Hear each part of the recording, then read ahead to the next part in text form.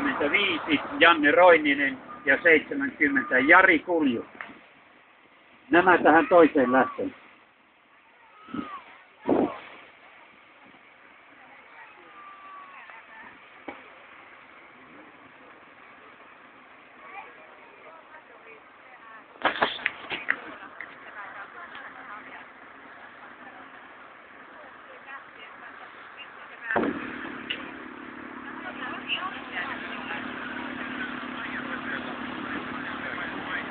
Tässä pieni viivytys, saadaan tämä Kolkkosen Volvo tuolta sieltä pois, aletaan ajamaan sitä finaalikarttaa.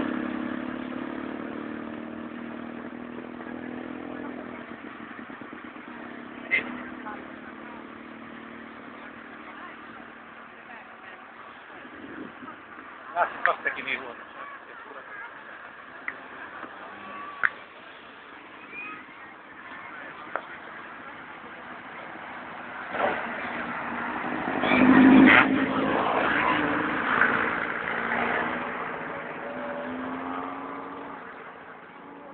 Eli tässä oli varmaan näillä konttoritytöillä pikkuinen moka sattunut.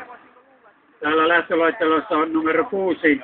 Siellä on Joni Nieppola ja samalla numerolla on myös Jarno Saari. Että Nieppola ajaa tämän lähdön eikä Saari.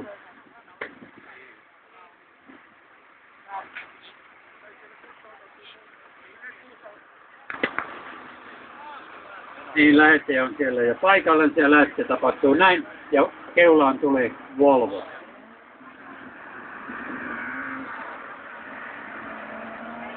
Tiukkaa on kyllä nyt, se Uusimaa panee komeasti kampoja, mutta kyllä se sieltä on toinen. R3, nyt tuli viimeisen vuoden raju kaato. Ei tullut kaato Annalla, vaan siirtyi ajolinjan eri paikkaan. Siististi. Eli Savilahti edelleen reilussa johdossa Uusimaa toisena, eli B-finaaliin, Härö kolmantena C-finaalipaikalla ja Kettunen neljäntenä ja Marttala myös viidentenä. He ovat 4. ja 5.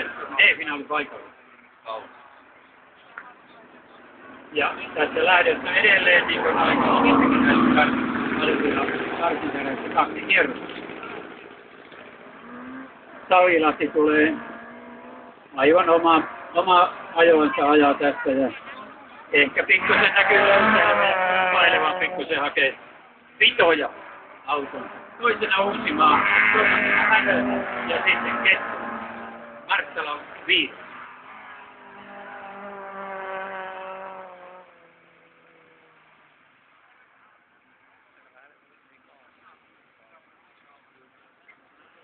Ja Savilahti heittelee, nakkelee nätisti tätä Volvoansa.